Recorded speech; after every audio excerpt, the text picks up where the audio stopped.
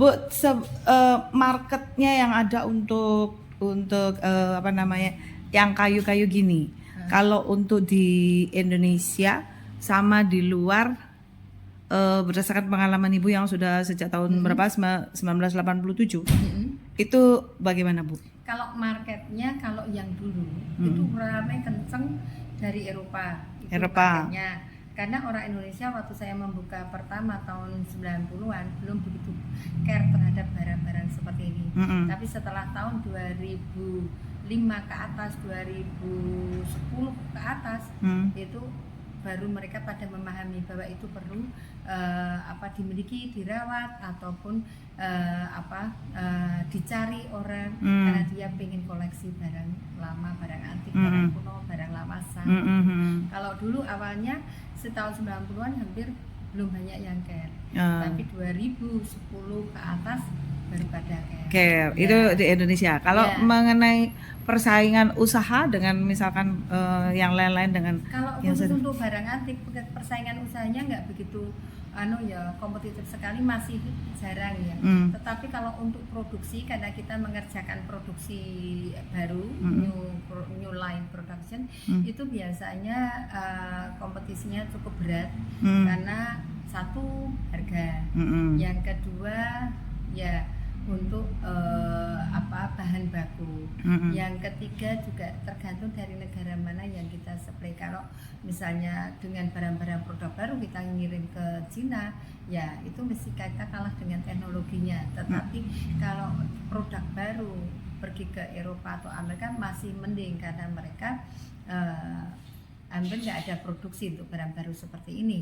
Ya, sehingga kita masih menang. Keunggulan kita nyuplai seluruh dunia itu, keunggulannya adalah kita punya kayu jati.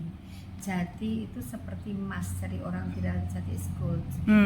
Karena harga jati juga cukup tinggi seperti harga emas. Jadi dan jati sendiri tidak dipunyai banyak negara. Betul. Jadi ini kekuatan jati sangat luar biasa.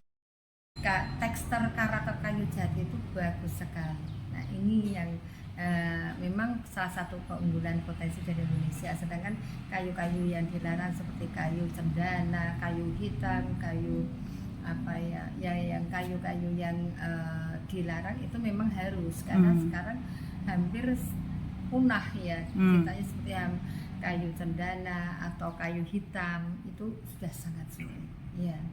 Kalau untuk mendapatkan katakanlah bahan dasarnya, tadi Ibu kan ngendiko itu jati ya, bahan bakunya. Oke, itu mengalami kesulitan nggak dengan kondisi saat sekarang ini? Saat ini disebut kesulitan sebetulnya nggak sulit ya, masih ada. Cuma sekarang untuk mendapatkan kualitas yang sebagus dulu itu memang susah, karena kayu sekarang kan rata-rata 10-15 tahun sudah ditebang. Kalau dulu itu sampai diameter 40 ke atas masih banyak, sekarang hampir nggak ada, dan itu termasuk istimewa di atas 30 cm diameternya itu sangat istimewa.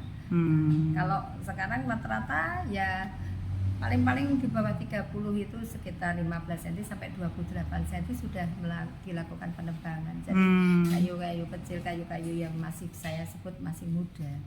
Makanya kenapa barang antik apalagi satu kayu lebih mahal, karena memang itu umur. Jadi bukan karena dan kayu lama, kayu jati lama itu patina atau minyaknya itu bagus. Jadi kalau digosok terus itu minyaknya bisa keluar. Kalau kayu baru belum banyak mengandung minyak. Termasuk di proses pembuatannya itu pengaruh juga ya? Tergantung kalau itu finishingnya. Kalau finishingnya unfinished atau sandpaper atau hanya touch dengan honey atau madu, itu biasanya tekstur kayunya itu akan muncul minyaknya di kayu-kayu lama. Tapi kalau kayu baru hampir nggak ada minyaknya gitu. Sehingga ya itu rasa ya. Kalau orang merasakan sesuatu, merasakan barang itu kan tergantung pribadi masing-masing. Tapi kalau rasa untuk barang-barang kayu dengan barang kayu lama, barang kayu baru itu, kalau saya sendiri lebih feel-nya lebih masuk ke barang lama. Tekstur kayunya kalau hanya dikasih honey atau madu itu biasanya dikasih madu juga. Bukan madu yang diminum loh ya. Madu untuk finishing. Iya. Kira-kira gitu. Ini sisa-sisa kontainer. Kalau itu tempat tidur. Kalau tempat tidur lebih ke hotel-hotel ya? Hotel atau collection? Oh, collection. Seseorang. Iya. Ini barang yang dikirim ke Spanyol. Oh. Ini belum diberangkatkan. Ini mau dikirim ke Spanyol. Ibiza. Ke Hmm. Ibiza. Spanyol. Biasanya saya terima tamu anak-anak siswa-siswa di sini dan diskusi, sharing, pembelajaran kepada anak-anak. Ini juga dijual ya Bu ya? Ininya. Joglo ya. Joglonya. Joglo. Saya masih ada 15 set joglo. Ya, seperti 15 ini set kalau ada yang nyari. Satu joglo ini kan besar ini ukuran. Joglo itu pertama yang kita lihat ada senternya. Yang disebut joglonya itu sebetulnya dari senternya. Senter 4 soko ini. 4 soko ini. Nah, nanti tergantung pengembangan ke luarnya mau dibuat berapa meter. Mau 99, mau 7x8 atau tergantung daripada kesiapan lahan yang akan dibangun. Oh, Itu artinya bisa dari ini disesuaikan. sokonya Ya, dulu senternya baru dulu. terus. Ya. Oke. Kalau misalkan katakanlah yang ini Bu 4 soko gini. Ini rata-rata bisa nyampe berapa? Untuk harga bersahabat banget. Bersahabat. Ya, ini meja yang kita buat dari kayu-kayu kecil, sisa-sisa kayu kecil kita kumpulin jadi satu buah meja. Terus ini, nah itu istimewa sekali jodang. Jodang ini jodang akulturasi dengan waktu Cina masuk ke Indonesia. Jodang ini dipakai juga untuk meminang pria ke wanita. Kadang untuk menyimpan seser-seran dikasih jalan. Tapi Berat juga ini kan? iya, itu ada stek jadi ini ada lubangnya di sini. Oh, ini iya untuk iya iya. tempat steknya untuk diusung di depan di belakang. Oke. Nah, kadang kalau besar seperti ini kadang wanitanya juga bisa di di dalam, tapi ini mesti lebih besar. Itu juga bisa seperti iya, model-model hanya jenis. tandu seperti yang tandu. Kayak tandu ya. Tapi kalau ini jodang, tapi tandu hampir sama juga. Jadi wanitanya disimpan di dalam, tapi ini jodang. Kalau tandu kan berarti sisi-sisinya ini semua ada yang untuk nandu. Iya, 4 ya. 4. Enggak begitu kan? Iya. Kalau ini meja-meja lama, meja-meja kaki 3. Iya, Bulan model-model itu banyak lama. sekali koleksi meja Nanti. bulannya kakinya. Nah, ini yang besar-besar ini itu kandang sapi, itu istimewa karena diameternya ada yang 30-40 cm. Kenapa mereka disebut kandang sapi? Memang untuk kandang sapi Emang dulu. perlu kandang Nah, sapi. itu memang cagaknya kandang sapi. Iya, benar. Ya. Kandang sapi jadi nanti ada stek, ada palang-palang antara satu soko dengan yang lain itu disambung. Nah, kalau ini dari kapal, dari perahu. Hah? Ini dari perahu. Kita akan ngumpulin perahu-perahu dari pesisiran. Oh, Nah, ini dari perahu. Kita buat sofa. Sekarang kalau di daratan gini perahu untuk apa? Ya kita modifikasi untuk sofa, untuk almari, untuk rak. ini sebetulnya maksudnya perahu yang udah gak dipakai. Kita ngoleksi perahu-perahu yang nggak dipakai. Nah, ini karena Nemuan. kayu kapalnya banyak yang kotor dan sebagainya, kita pilihin dan kita susun lagi. Kita rapikan. Ini sofa perahu. Ini perahu nelayan ya.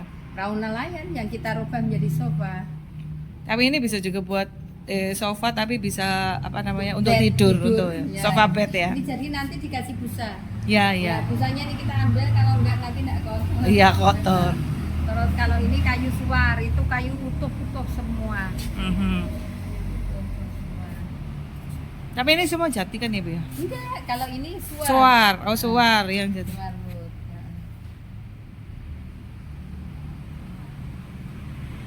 Wow, luar biasa. Kalau ini dinglik-dinglik dari kayu-kayu resepon. Kayu rel sepur. Kita buat dinglik-dinglik.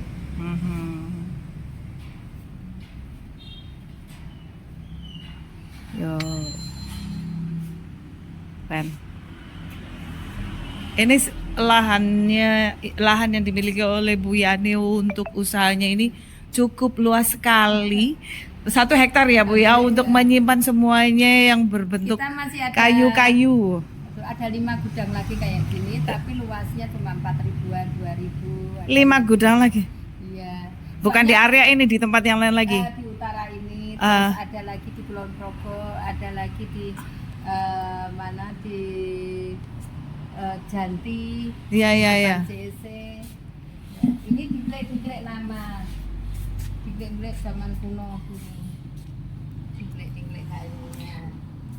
Menurut pengakuannya Bu Yani adalah bukan seorang yang ahli dalam perkayuan. Lulusnya apa Bu? Lulus apa? Pertanian. Lulus saya. pertanian tapi bergelut di bidang perkayuan dan menguasai kayu-kayu yang seperti ini ya. Aduh. Ini meja lurah satu kayu. Ini meja lurah satu kayu. Ini umurnya juga sekitar 120-an. 120 tahun? 120 tahun, 150 tahun ada karena kayu ini satu papan. Jadi diameter 90 cm. Ada yang 100, ada yang 90, ini 90 cm, panjangnya sekitar 180. Ini meja-meja disebut meja lurah. Meja lurah karena biasanya yang punya adalah pemangku desa atau pejabat desa, jadi lurah-lurah gitu. Itu biasanya punya meja-meja lurah seperti ini. Mejanya satu kayu. Bu, bagaimana ada pendapat yang mengatakan bahwa kalau katakanlah kayu-kayu besar kayak begini yang sudah usia katakanlah tahunan atau puluhan tahun, itu orang bilang gitu, itu ono isine, itu bagaimana Bu? Untuk kalau saya bilang enggak ada isinya, kalau ada uang ya mesti saya ambil, tapi tidak ada isinya apapun juga. Enggak ya? Jadi ya meja is meja, jadi enggak ada apapun juga. Apalagi kalau kita rawat, kita bersihin seperti ini kan hasilnya kan lain dengan kalau tidak kita rawat. Dan ini banyak diminati. Jadi meja seperti ini bisa jualnya sekitar 25 juta ke atas. Oh, ya, oke. Meja-meja lurah seperti ini. Jadi anggapan-anggapan yang ono iku kayu ono isine, tidak iku ini ada. kana isine. Tidak ada. Bukan seperti itu ya. Tidak. Tapi bagaimana kita merawatnya juga itu Iya. pengaruh. Jadi saya kenapa mengumpulkan barang antik dengan suami atau kemudian merepronya, satu karena permintaan kalau merepro. Tetapi kita mengoleksi kenapa? Salah satu yang bagian daripada yang kita kerjakan kemarin bahwa KKI itu pemerhati budaya juga. Budaya tidak hanya di kain dan kebaya, tapi budaya juga lingkungan kita, barang-barang kita, heritage kita. Tidak hanya candi atau tempat peninggalnya lain, tapi barang-barang seperti furniture ini heritage, merupakan salah satu heritage juga, yaitu kultur budaya kita masa lalu. Seperti apa budaya kita? Tadi ada judang alkulturasi Cina. Ini pada saat Cina masuk ke Jawa melalui pelabuhan di Cirebon waktu itu. Nah, kalau budaya-budaya ini tidak kita uri-uri, nanti ya mungkin tidak hanya 20 tahun, mungkin 50 tahun ke depan sudah anak-anak generasi muda tidak tahu seperti budaya apakah kita dulu. Kenapa kita kok bisa punya jodang seperti itu? Kenapa kita punya kayu kandang sapi seperti itu? Mereka nggak akan pernah tahu ceritanya. Nah, kita mumpung masih diberi kesempatan untuk bisa mengedukasi peradaban kita zaman dulu, nah ini yang kita sampaikan kepada generasi-generasi muda yang nanti generasi muda di tahun 2045 menjadi generasi emas, generasi yang memimpin Indonesia ini.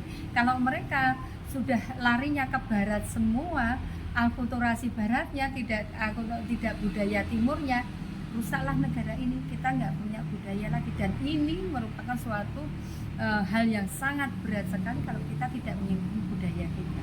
Betul. Iya. Bu Yani juga bukan salah satu. Bu Yani adalah penasehat dari komunitas kain dan kebaya Indonesia. Jadi beliau sangat luar biasa, banyak sekali kesibukannya ya. Ketua di mana-mana dan luar biasa untuk terus berbagi dengan semua.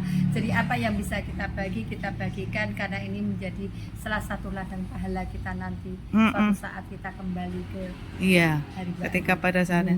Saya salut banget ini seorang perempuan yang luar biasa, ini ke kantornya kayak begini outfitnya ya kan, outfitnya kayak begini, tapi pada saat tertentu nanti Mbak akan melihat begitu anggun, memimpin dengan sangat luar biasa. Inilah seorang Ibu Yani di Yogyakarta, ya kan?